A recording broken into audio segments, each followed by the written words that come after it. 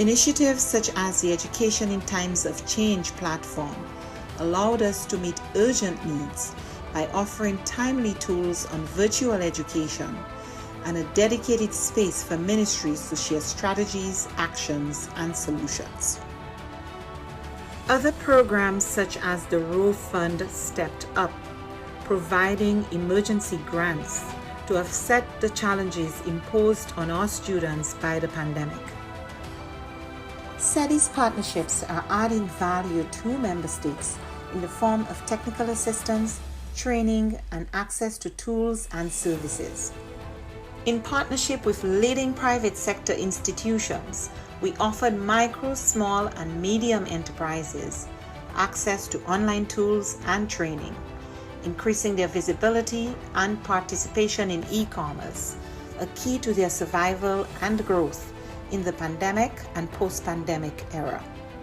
A new OAS SETI Facebook initiative provided 85,000 MSMEs across the region with capacity building opportunities and WhatsApp business tools to aid response, recovery, and resilience building.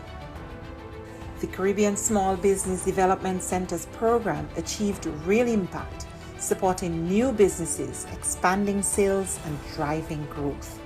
A new network of Caribbean SPDCs will broaden the program's reach.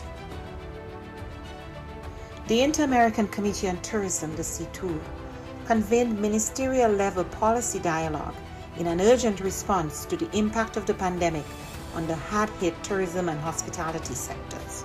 Policymakers and experts discussed biosanitary protocols, travel and visa facilitation, among other critical areas for the sector's recovery.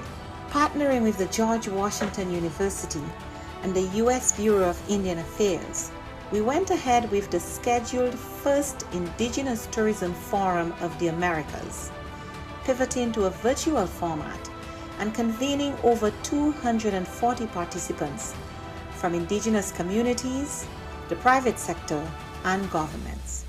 SETI also integrated sustainable development practices in the COVID-19 response. The pandemic is a daily reminder of the links between water, health, sanitation, food security, and nutrition. We ensured the continuity of our water management projects in the Plata Basin and worked with governments and partners in the design of an investment portfolio valued at $90 million. Additionally, the Energy and Climate Partnership of the Americas continued to share relevant best practices and responses to the pandemic on energy and air quality. These few examples indicate our collective impact. We cannot do this alone. It is now more urgent than ever to address the region's structural weaknesses, to recover from the health, economic, and social crises occasioned by the pandemic and prepare for future shocks.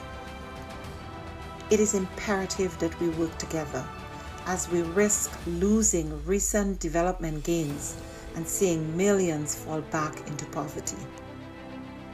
It is time for the region to redirect course and pursue a more sustainable, resilient, and equitable future for all.